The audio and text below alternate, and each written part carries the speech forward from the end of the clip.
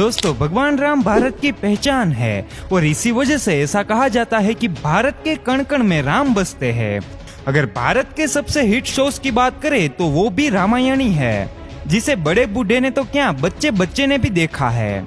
लेकिन क्या आपको पता है कि रामायण को भारत में एक बार बैन कर दिया गया था? हैरान मत होइए, क्योंकि यहाँ मैं रामायण सीरियल की नहीं बल्कि Ramayana the legend of prince Rama animation movie की बात कर रहा हूँ, जिसे एक समय भारत के अंदर तगड़ी कंट्रोवर्सीज झेलनी पड़ी थी। तो चलिए जानते हैं कि आखिर किस वजह से इस मास्टरपीस को भारत के अंदर बैन का सामना करना पड़ा था। अब दोस्तों, आगे बढ़ने से पहले जिन लोगों ने भी Ramayana the legend of prince Rama के बारे में नहीं सुना, उन्हें बता दूं कि यह हिंदू एपिक रामायण पर बनी एक एनिमेटेड मूवी थी, जिसे फेमस जापानीज डायरेक्टर युगो साको और भारत के राम मोहन द्वारा बनाया गया था। अब दोस्तों, वैसे तो यह फिल्म कभी भी ऑफिशियली भारत में बैन नहीं हुई है, पर फिर भी एक समय था जब जबरदस्त विरोध की वजह से इसके मेकर्स ने भारत के अंदर इसके रिलीज को रोक दिया गया था, क्योंकि विश्व हिंदू परिषद का मानना था कि इसमें भगवान राम और कई दूसरे कैरेक्टर को कुछ इस तरह से पेश किया गया है कि जिसकी वजह से हिंदुओं की आस्था को ठेंच पहुंच सकती है। अब आपकी जानकारी के लिए मैं बता दूं कि इस फिल्म का विरोध साल 1992 से ही शुरू हो गया था, क्योंकि उसी साल उसे भारत के अंदर रिलीज किया जाना था। मगर जब बजरंग दल ने इसके खिलाफ प्रोटेस्ट किया और इसे इंडिया में बैन करने की डिमांड रखी, तब इंडियन गवर्नमेंट ने भी थिएटर के मालिक से कहा कि वो इस फिल्म की स्क्रीनिंग ना करे, जिसके बाद ये फिल्म थिएटर्स में रिलीज ही नहीं हो पाई।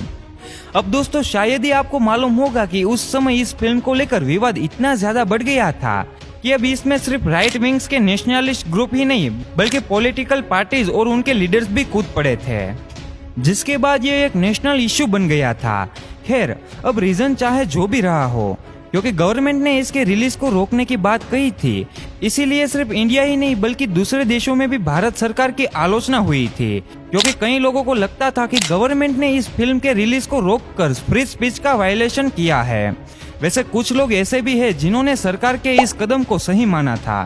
क्योंकि इनके मुताबिक भगवान राम में भारत के लोग इतनी ज्यादा श्रद्धा रखते हैं कि वो उनके कैरेक्टर के साथ होने वाले थोड़े से भी खिलवाड़ को बर्दाश्त नहीं कर पाएंगे और सड़कों पर उतर आएंगे, जिससे दंगे शुरू होने की संभावना बढ़ जाएगी। अब आप में से बहुत से लोगों को मन में ये सवाल तो जरूर आया होगा कि आज तो भगवान राम के ऊपर बहुत सी एनिमेशन मूवी बनती है, तो फिर इन पर अब विवाद क्यों नहीं होता, और पहले ऐसा क्या था जिसके चलते इस फिल्म के रिलीज को रोकना पड़ गया था। तो देखो, जिस समय Ramayana the legend of prince Rama को रिलीज किया गया था, ठीक उसी समय इंडिया ना सिर्फ एक बड़े धार्मिक ध्रुवीकरण के दौर से गुजर रहा था, बल्कि तब इंडिया में हिंदू और मुस्लिम के बीच टेंशन चरम सीमा पर थी। अगर ऐसे टेंशन के बीच यह मूवी इंडिया में रिलीज होती, तब पक्का इससे कोई ना कोई बड़ा दंगा तो हो ही जाता,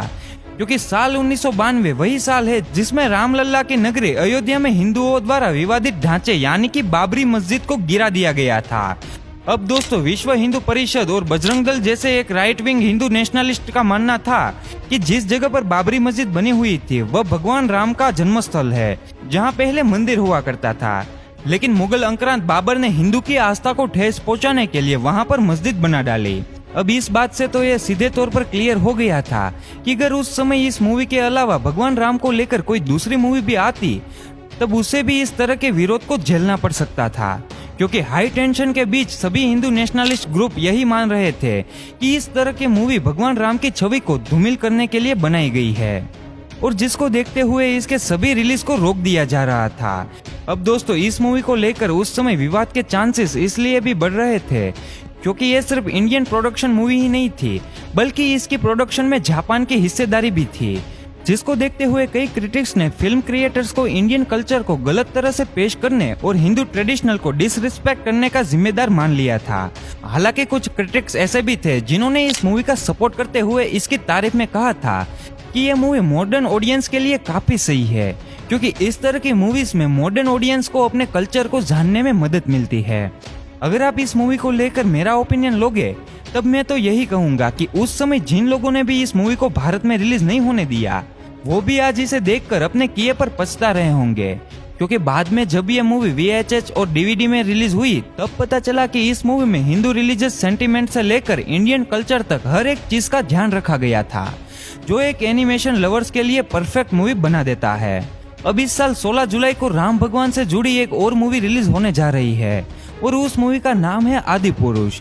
जिसमें बाहुबली स्टार प्रभास ने भगवान राम का रोल प्ले किया है। लेकिन क्या आपको पता है कि जब से लोगों ने प्रभास की आदि पुरुष का ट्रेलर देखा है, तब से ही वो Ramayana the legend of prince Rama को बहुत ज्यादा याद कर रहे हैं, क्योंकि लोगों के मुताबिक जिस तरह का कैरेक्टर आदि पुरुष में डिस्प्ले हुआ है, उससे कई गुना अच्छा कैरेक्टर डिस्प्ले तो आज से लगभग 30 साल पहले बनी इस एनिमेशन मूवी में ही था।